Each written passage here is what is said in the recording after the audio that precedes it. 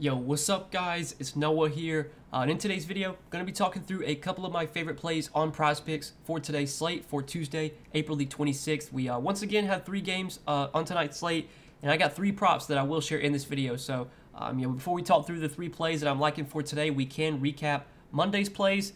Monday was a very frustrating day, man. We went 1 and 2 on the 3 plays we gave out, and both of our other plays, the 2 plays that did not hit, both lost by the hook, which was so annoying. We had over 23.5 points for Pascal Siakam, and he finished with 23. We had over 3.5 assists for Jaylen Brown, and he finished with 3. I mean, it was just so annoying. Both those guys came up, one short, and then obviously the other pick that we hit was Marcus Smart's fantasy points. That wasn't too much of a sweat. Smart had a big game, finished with over 40 fantasy points, and we had over 29. But yeah, man, frustrating day again on Monday, going 1 and 2. I don't know what it is lately. I mean, just this past week or so, it's just been super frustrating. I feel like I'm still making like good bets. I feel like I'm making good decisions with my plays. I feel like my reasoning behind my plays always is good. I mean, I feel like I'm always bringing good information for you guys. I just don't know what's going on right now. I mean, I was watching the Celtics game, and there were so many times when Jaylen Brown had potential assists and the teammates just missed shots. Like I saw at least a couple threes that would have been assisted by Jaylen Brown, and the teammates missed the shot, which was unfortunate. There's nothing you can do about that. Siakam, I mean, I feel like he probably could have got there. They did get pulled a little early, like I think 2 minutes left in the game. The starters got subbed out because it was a blowout. I mean, the freaking Sixers were favored by 7.5, and they lost by like 25. I mean, it's just something you can't predict when a team is favored by 7 and they lose by 25. You can't predict that stuff. But yeah, man, unfortunate that Siakam and Brown both came up 1 short yesterday. We did hit the over Marcus Smart fantasy points though, but still a frustrating day. Not been doing well in the free picks lately. I know we're gonna turn around at some point. I know, if I'm making plus EV bets and I'm making, I'm always having good reasoning behind my bets, every single day. In the long run, we're gonna, we're gonna win more than we lose in the long run. But these type of stretches, man, like the last week or so has just been so frustrating.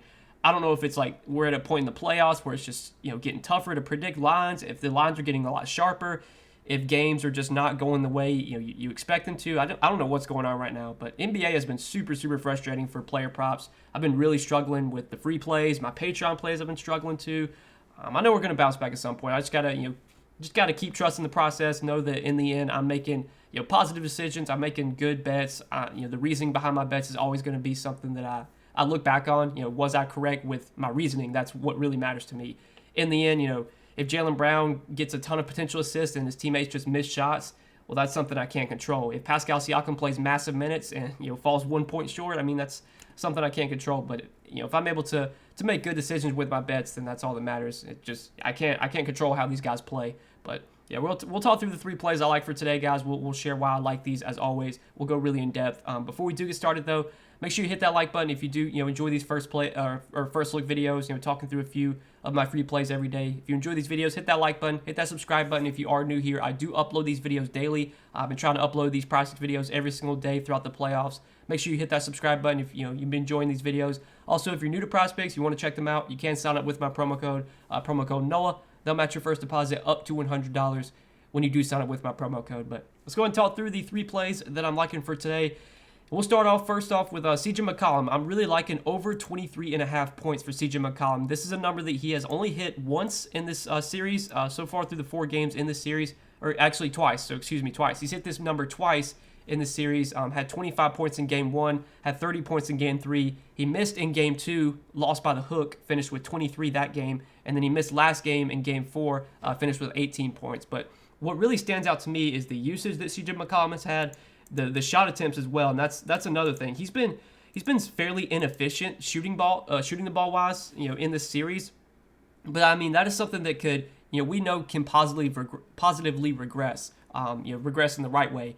Obviously, this matchup is tough against Phoenix, and maybe this is a matchup where his efficiency is not going to be as good. But so far in the series, he's shot 36% from the field, 38%. The game where he scored 30 points, he shot pretty normal, 47% that game. And then last game, he shot 38%. So he's not been shooting the ball fairly well, but he's been taking a lot of shots, 25, 18, 23, and 21 field goal attempts through these 4 games. His usage has been pretty much identical to Brandon Ingram so far in this series. If you actually take a look at the usage, he's got a 28% usage rate through the 4 games in the series. Brandon Ingram's usage, 28.2%.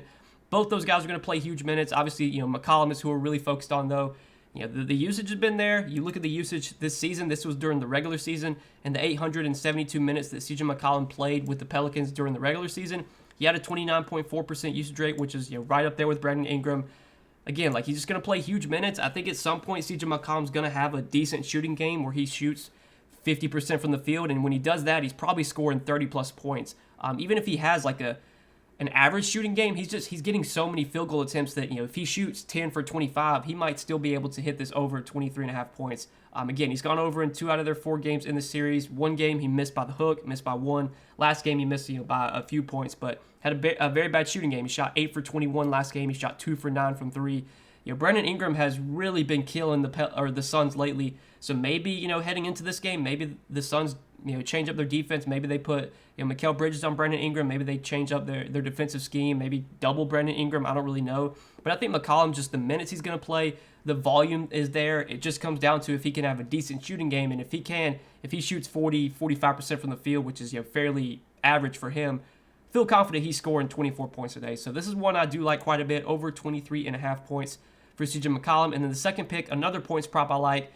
Going back to my boy, I know a lot of people were against this pick last slate, but it came through for me, and I'm liking it again. Over 23.5 points for Karl-Anthony Towns. I know Cat was terrible. Games 2 and 3 of the series, I could care less. We're trying to look at today's game and what can we predict for Cat today, and what we can predict is big minutes if this is a close game. So far in this series, in the 2 games that Cat went over, he was not in foul trouble in those games. Now, foul trouble is obviously something that you can't really predict. I mean, maybe for certain players you kind of can predict when they're going to be in foul trouble, but for the most part it's this thing you can't really predict. And the 2 games that Cat was not in foul trouble, obviously he went over in both those games. So game 1 he scored 29 points. Game 4, last game, he scored 33 points. He was in massive foul trouble in games 2 and 3, and I'm pretty sure game 3 was also a blowout. That was just a terrible game all around for Minnesota. But yeah, Cat's been he's been playing big minutes. He played over 40 minutes in those 2 games where he did go over his points prop. I'm pretty sure he played 43 minutes in game 1, and then last game he played 42 minutes. Field goal attempts have been solid. In those 2 games, he took 18 and 17 shots. After shooting the ball 7 times in game 2, after shooting the ball 4 times in game 3, that is something we couldn't expect to continue to happen. Obviously, Karl-Anthony Towns did not turn into Dwight Powell overnight. He's not going to take 4 shots. Karl-Anthony Towns is a very high usage player. He's a guy that will dominate in the paint, and he's going to take a lot of shots. And so far this year, or this playoffs with the Timberwolves, Cat has led the team in usage, as you would expect. He's got a 30.7% usage rate so far, or that was last game, excuse me. So last game he had a 30.7% usage rate. So far in the playoffs, usage is a little bit down, but that's just because of those 2 games. Those 2 games where he was so bad, his usage was just so bad in that game. But that's something we can't expect to happen moving forward, because Towns on the season, his regular season numbers, he has around a 28% usage rate, which, if you look at last game he had a 30% usage rate, which is right around where he is on his season average. He had a 12% usage rate in game 3, the game where he took 4 shots. That's something we can't expect to continue. Obviously, Towns is like I said, a high usage player that's going to take a lot of shots. He's obviously a good 3-point shooter. He can stretch the floor. He's just a good scorer, and I think over 23.5 points looks pretty good today, once again, for Karl-Anthony Towns. His per 36 stats, he's averaging over this number per 36 during the regular season, averaging over 26 points per 36.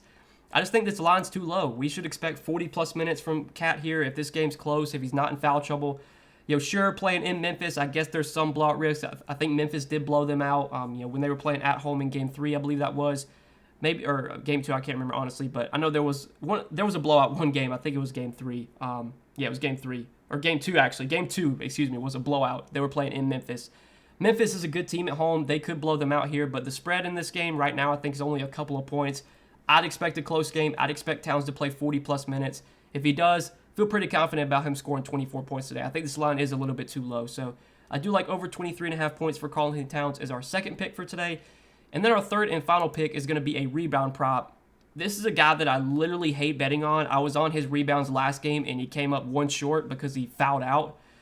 But, man, the line just looks too good. Over 6.5 rebounds for Jaren Jackson Jr. I mean, I'm really liking this one. Jaren Jackson Jr. has gone over this number in 2 of the 4 games in the series. And, obviously, last game he fouled out with, 5 minutes left. So, I want to say that if he plays out those final 5 minutes, he probably grabs a rebound in those 5 minutes and goes over last game too. He had 4 fouls with like 6 minutes left and literally picked up 2 fouls in 40 seconds. This dude is the most frustrating player to roster. So if you don't want to tilt, just don't even play this pick. I think this is a good pick. I think the numbers suggest this is a good pick because when you look at the rebounds that Triple J's been averaging, especially with Steven Adams on the floor, and so far in the playoffs, in these 4 games in this series, he's averaging the second most rebound chances on the team, 12.8 rebound chances per game, only behind Brandon Clark. So he's going to be around the basket to grab boards. With Steven Adams pretty much out of the rotation now, that is huge for Triple J. Triple J might play some minutes at center. His rebounding numbers should be really good when he gets minutes at center. And obviously, Steven Adams is a huge body and a guy that grabs up a lot of boards. I think Steven Adams is like one of the best offensive rebounders. I think he actually leads the league in offensive rebounds this season. So getting him off the floor and just out of the way is huge for Triple J. It just allows for him to grab more boards. Again, he's gone over this in 2 of the 4 games in this series. Game 1, I know Steven Adams did play in. He hit in game 2 and 3. And like I said, last game he fouled out with like 5 minutes left, which, if he doesn't foul out last game, he might go over last game. But if you look at the minutes that Triple J has played in this series, his minutes have not been that high because he's been in foul trouble every single game. 24 minutes in game 1. Game 2 was a massive blowout. That was the game he played the most minutes in. Go figure. He had 27 minutes that game. And then 21, and then last game he fouled out in 23 minutes. He's been in foul trouble every single game in the series. He's had 5, 4, 5, and last game 6 fouls.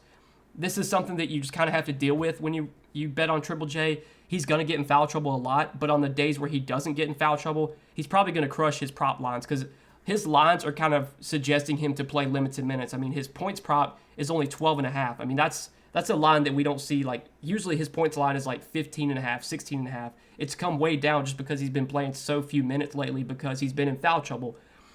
Again, like, foul trouble is not something you can really predict. Sure, Triple J is one of the guys, or one of like the highest foul guys in the league, so there's always a chance he gets in foul trouble. I'm going to bank on him staying out of foul trouble for once, playing like 30, 32 minutes, and especially if he plays 30, 32 minutes without Steven Adams on the floor, I like his chances of grabbing 7 rebounds. I think he's going to be around the rim a lot more. The rebound opportunities have been there. He's going to get some minutes at center. At least he should. His rebounding numbers should be really good in those minutes as well. So I like this one quite a bit. It's a little bit risky because obviously there's foul trouble risk with Triple J, Jaren Jackson Jr. There's always foul trouble risk there. But I'm willing to take that risk. I like the over 6.5 rebounds for him. So those are our 3 plays for today, guys. Over 23.5 points for CJ McCollum, over 23.5 points for Cat, and then over 6.5 rebounds for Triple J. If I had to rank these plays, I think it's close between Cat and McCollum for like 1 and 2 for me. Probably would go CJ number 1 just because I think CJ's minutes, there's not much foul trouble risk with CJ, whereas Cat does carry a little bit of foul trouble risk. I think CJ would be number 1 for me, then Cat, and then Triple J. So that's how I would rank the plays. Again, you can choose how you want to play these plays. I do always put in a 3-pick entry, so all the plays I give out in the video, I will always do an entry with all those plays. But I also, will add some of these plays to my Patreon plays. So I do give out additional plays on Patreon. Talked about that earlier. If you guys want to get access to those, you can check out the Patreon link down below in the description. I do give out usually 3, 4, 5 additional plays I like on Prizepicks. Post those later in the afternoon after more props are start to get released and get added to the board. I'll take all my Patreon plays, the free plays I give out on YouTube, and I'll put them all together and just run a bunch of different entries with all of my plays. Lately, been struggling, not been getting a lot of plays right, been having just a lot of mediocre nights, but again, I know we're going to turn this around at some point. As long as I'm continuing to make plus EV bets, in the long run, we're going to win more than we lose. This has definitely been one of the toughest stretches. We've really been struggling over the last week or so, but again, I have a feeling this is going to turn around at some point. Hopefully, we get some close games tonight, no blowouts, just no bull crap for once. That's all that I asked for, but this is what I got for today, guys. Hope you enjoyed this video. As always, I appreciate you guys watching. Make sure you hit that like button down below. If you did enjoy, hit that subscribe button as well. Check out Prizepicks. Again, you can sign up with my promo code Noah. They will match your first deposit up to $100 when you do sign up with my promo code. And you can tail the picks I give in this video. You can check their board, make some entries for yourself. It's all up to you. Just make sure to sign up with that code so you get that deposit bonus. But yeah, good luck tonight, guys. Thanks for watching the video. As always, I hope you guys did enjoy. Best of luck if you're tailing my plays, and we'll see you in the next video. Peace, fellas.